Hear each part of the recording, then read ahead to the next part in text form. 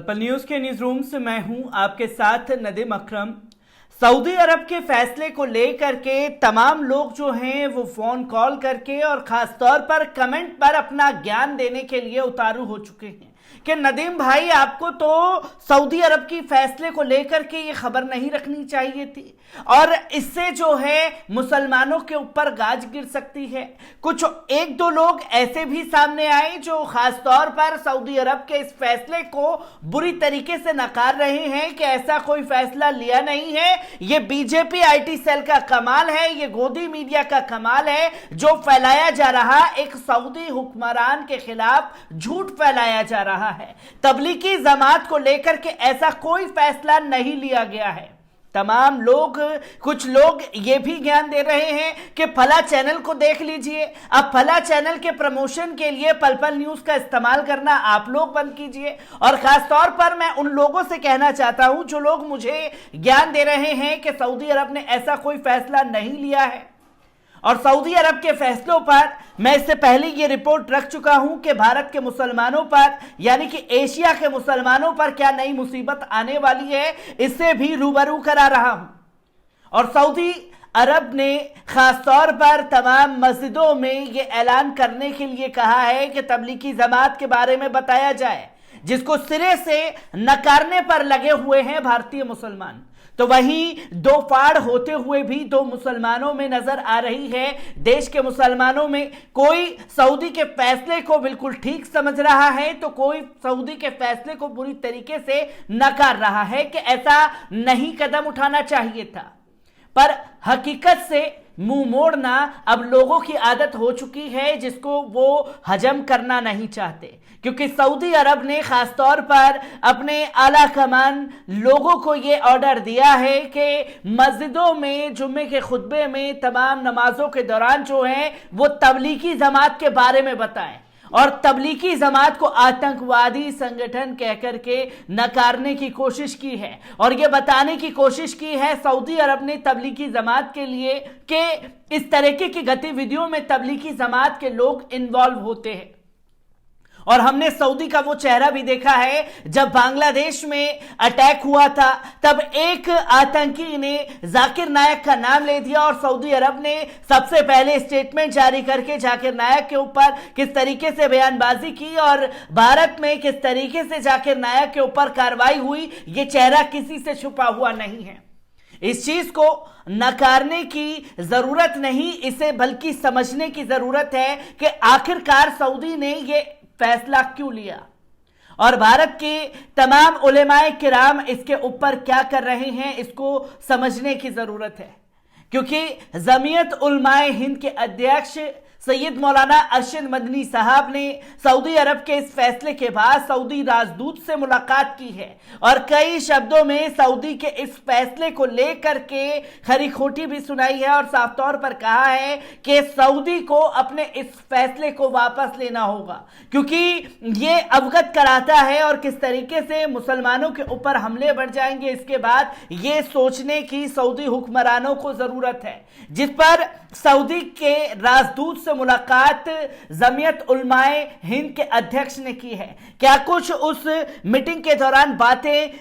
सैयद मौलाना अरशद मदनी साहब की तरफ से रखी गई हैं, उसे भी आपके सामने रखने जा रहा हूं। सबसे पहले नजर डालते हैं कि आखिरकार इस मीटिंग के दौरान क्या बातें रखी गई। आज तबलीगी जमात के खिलाफ सऊदी अरब के इस्लामी व धार्मिक मामलों के मंत्रालय के बयान के परिप्रेक्ष्य में जमीयत उलमाए हिंद के अध्यक्ष मौलाना सैयद अरशद मदनी साहब ने हिंदुस्तान में सऊदी के राजदूत श्री सऊद मोहम्मद बिन साती से मुलाकात के दौरान कहा कि तबलीगी जमात के सिलसिले में सऊदी अरब के धार्मिक मामलों के मंत्रालय का बयान पूरी दुनिया के मुसलमानों के लिए बहुत चिंता का विषय बन गया है। चूंकि तबलीगी जमात देवबंदी मकतबे फिक्रे की जमात है, इसलिए ये बात दारुल उलूम देवबंद और जमीयत उलमाए हिंद के लिए भी चिंता की बात है। सऊदी अरब सरकार अपने देश के अंदर जमात के बारे में क्या विचार रखती है, हमें इससे कोई बहस नहीं करनी है और ना हमने कभी इस सिलसिले में कोई बात की है। लेकिन इस वक्त धार्मिक मामलों के मंत्रालय की जानिब से तबलीगी जमात पर जिस तरह के इल्ज़ाम लगाए गए हैं, सिर्फ तबलीगी जमात के लिए ही नहीं बल्कि तमाम मुसलमानों और ख़ास तौर पर दीन और मजहब से जुड़े लोगों के लिए तकलीफ का विषय है। हमने ये चाहा कि हम अपनी इस तकलीफ और जज्बात को सऊदी अरब के राजदूत के द्वारा धार्मिक मामलों के मंत्रालय सऊदी सरकार तक पहुंचाएं और उनके इस बयान के नतीजे में क्या मुश्किलात और ख़राब नतीजे दीन से जुड़े मुसलमानों को पहुंच सकते हैं, इनसे अवगत करा दें। मुझे बड़ी खुशी है कि राजदूत मोहतरम ने मेरे खत को पढ़ा और इस विषय पर वार्तालाप किया और इस सिलसिले में मुझे बेहतर से बेहतर योगदान देने का उन्होंने आश्वासन दिया है और यह भी कहा है कि तुम ये समझ लो कि यह खत धार्मिक मामलों के मंत्रालय तक पहुंच चुका है और वहां से मुझे यह भी भरोसा है कि तुम्हारी उम्मीद के मुताबिक जवाब आएगा। मैं मोहतरम राजदूत का उनके हुस्न व इखलाक और अच्छे माहौल में बातचीत करने पर बहुत आभारी हूँ और मुझे उम्मीद है कि इंशाअल्लाह वे हमारे बेहतरीन प्रवक्ता साबित होंगे और हमारी इस बातचीत व तहरीर के इंशाअल्लाह खातिर ख्वाह नतीजे सामने आएंगे। तो सऊदी राजदूत से मुलाकात जो है सैयद मौलाना अरशद मदनी साहब ने की है, जिसमें आपने गौर किया होगा साफ तौर पर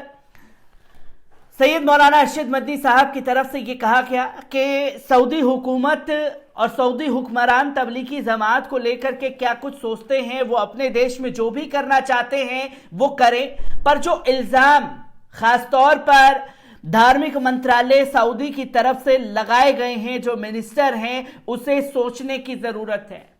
और जो इल्ज़ाम लगाए गए हैं उसका तमाम दीन के मुसलमानों पर क्या असर पड़ने वाला है, इससे भी अवगत कराने की कोशिश की है मौलाना सैयद अरशद मदनी साहब ने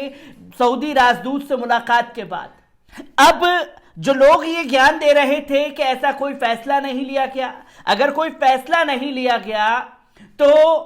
उलेमाए किराम राजदूत से मुलाकात क्यों कर रहे हैं, और जो फैसला लिया गया है वो सऊदी सरकार की तरफ से लिया गया है, जो धार्मिक मंत्रालय से जुड़े हुए हैं। जिन्होंने ये फैसला लिया उसे सऊदी हुक्मरान के पास भेज दिया गया है और सऊदी मंत्रालय की तरफ से ये ऑर्डर साफ तौर पर दिए गए हैं कि आप मस्जिदों में तबलीगी जमात के बारे में लोगों को बताएं। और ये दो राय नहीं है कि जिस तरीके से इजराइल और अमेरिका का हस्तक्षेप सऊदी पर बढ़ रहा है, उसी के मुताबिक जो हैं सारे फैसले सऊदी हुकूमत लेने पर उतारू है। जिस तस्वीर को रूबरू कराने की कोशिश जो है मौलाना सैयद अरशद मदनी साहब ने की है और एक आईना दिखाने का काम किया है सऊदी राजदूत को कि आपने जो इल्जाम लगाए हैं वो इल्जाम गलत है, उस इल्जाम का तमाम मुसलमानों पर असर पड़ सकता है। तो ये एक बड़ा कदम जो है मौलाना सैयद अरशद मदनी साहब की तरफ से उठाया गया है, जिसको लेकर के अब हलचल तेज हो गई है, क्योंकि इन्हीं आधारों के मुताबिक जो है गोदी मीडिया देश के मुसलमानों को बदनाम करने पर उतारू हो गया है और अंधभक्त तो सोशल मीडिया पर तबलीगी जमात को बैन करने तक की बातें कर रहे हैं। और सऊदी धार्मिक संरक्षण के जो मंत्रालय है उसने जो फैसला लिया उसकी हर जगह अब निंदा हो रही है। मैं ऐसी ही खबरों से आपको रूबरू कराता रहूंगा। दीजिए इजाजत, शुक्रिया।